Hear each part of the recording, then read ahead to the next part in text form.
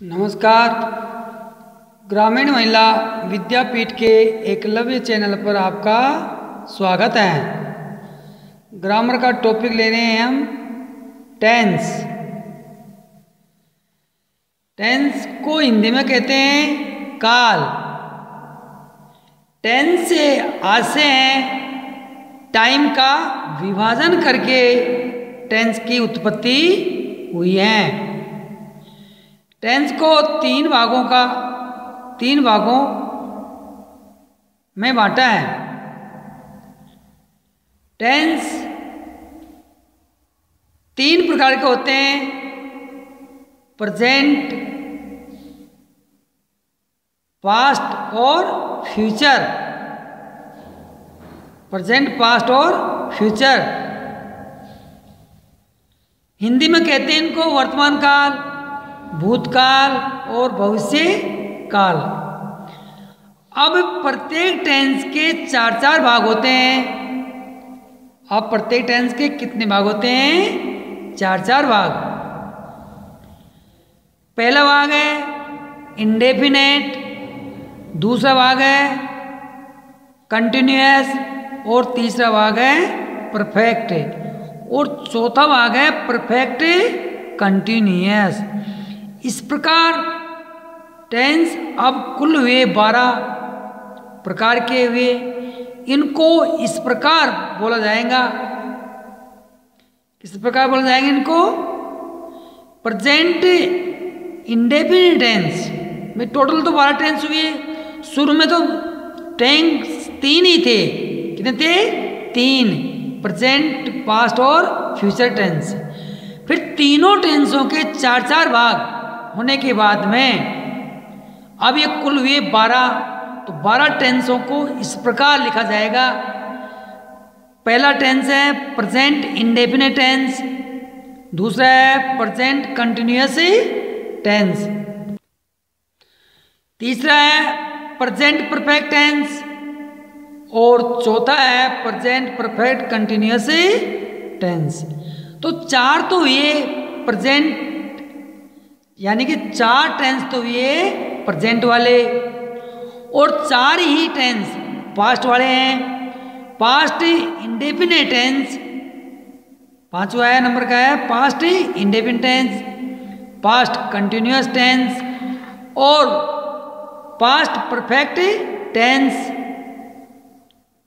8वां है past perfect continuous tense. इस प्रकार 4 ही पास्ट के हैं, 4 किसके हैं? पास्ट वाले और 4 ही फ्यूचर वाले हैं। तो 9वां है future indefinite tense, future continuous tense, future perfect tense और लास्ट 12वां है फ्यूचर परफेक्ट कंटिन्यूअस टेंस। इस प्रकार ये टेंस 12 हुए। टोटल कितने हुए? 12। तो प्रत्येक टेंस को उदाहरण सहित समझाएंगे इस प्रकार। तो पहला सबसे पहले लेंगे हम प्रेजेंट इंडेफिनिट टेंस को उदाहरण सहित समझा रहे हैं। सबसे पहले पहचान। हिंदी वाक्य के अंत में ता है, ती है, ते है इत्यादि आते हैं। ये तो इसकी पहचान होती है। वाक्य के, हिंदी वाक्य के अंत में यदि ता है, ती है, ते हैं इत्यादि आते हैं तो वह टेंस प्रेजेंट इंडेफिनिट टेंस का माना जाता है। इस टेंस का माना जाता है प्रेजेंट इंडेफिनिट टेंस का। सहायक क्रिया इसकी है डज और डू और मुख्य क्रिया है इसकी वी फर्स्ट, एस या ईएस, यानी कि वर्ब के फर्स्ट फॉर्म में एस या ईएस लगता है ओनली साधारण वाक्यों के लिए।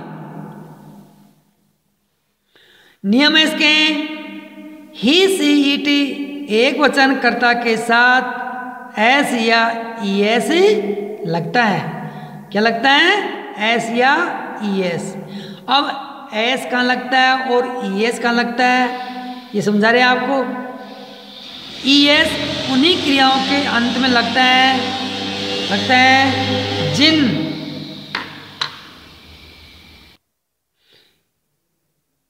जिन क्रियाओं के अंत में S, double S, S H, C H, X, O हो तो ईएस आएगा उन क्रियाओं के अंत में, और अन्य के साथ एस लगता है। अर्थात कहने का अर्थ यह है कि जिस क्रिया के अंत में S, double S, S H, C H, X हो तो ईएस लगता है, और अन्य के साथ में एस लगता है। ओनली एक वचनकर्ता के साथ में, इसके साथ में एक वचनकर्ता के साथ। जैसे एग्जाम्पल तौर पर देखो, सिंपल सेंटेंस, साधारण वाक्यों, सूत्र है इसका subject plus helping verb plus V, first plus object. पहला है उदाहरण, वह लिखता है, ही राइट्स, वह लिखता है, ही राइट्स, RITE, राइट है, क्या है इसके अंदर, राइट। तो एस नहीं है, ऐसा से नहीं है, CH नहीं है, एक्स नहीं है, तो क्या लगेगा इसके अंदर लास्ट में एस। सविता भोजन पकाती हैं, तो सविता कुक्स फूड। वह स्कूल जाती हैं, she goes to school, she goes to school. अब यहाँ पर ओ क्रिया के अंत में ओ आ गया तो क्या आएगा, ES, क्या गया, ES। यह लड़का एक मेज बनाता है, तो this boy makes a table, this boy makes a table.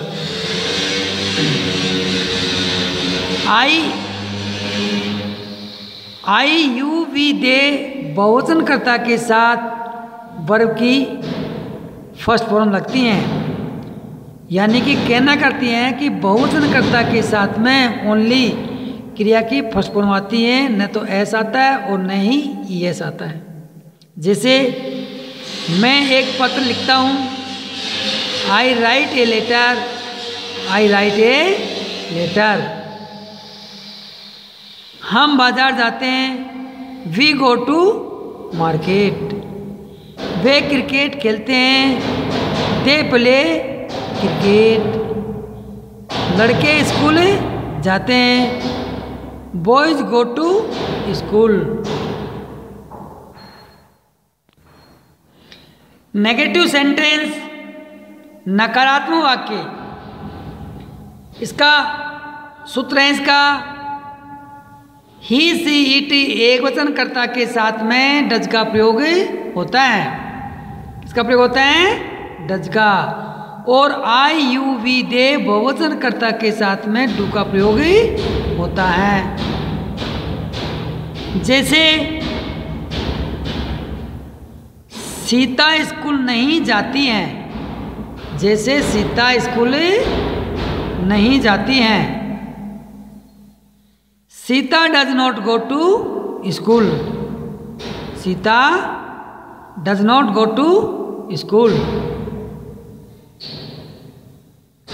इसका सूत्र होता है subject plus helping verb plus not plus V first plus object, plus object. तो जैसे सीता स्कूल नहीं जाती हैं, तो Sita does not go to school, Sita does not go to school. Savita भोजन नहीं पकाती हैं, तो Savita does not cook food, Savita does not cook food. क्योंकि सविता एक वचन है, ऊपर वाले वाक्य में सीता भी एक वचन थी, इसलिए डज आ गया। तीसरा वाक्य है जैसे मैं एक पुस्तक नहीं पढ़ता हूँ, मैं एक पुस्तक नहीं पढ़ता हूँ, मैं बहुवचन है, तो I do not read a book, I do not read a book. Do इसलिए आया क्योंकि आई बहुवचन है, इसलिए I do not read a book. तुम नहीं दौड़ते हो, तुम नहीं दौड़ते हो, यू भी बहुवचन है, तुम भी, तो यू डू नॉट रन, हम नहीं सोते हैं, यही बहुवचन है, वी डू नॉट स्लीप। वे क्रिकेट नहीं खेलते हैं, वे क्रिकेट नहीं खेलते हैं। They do not play cricket.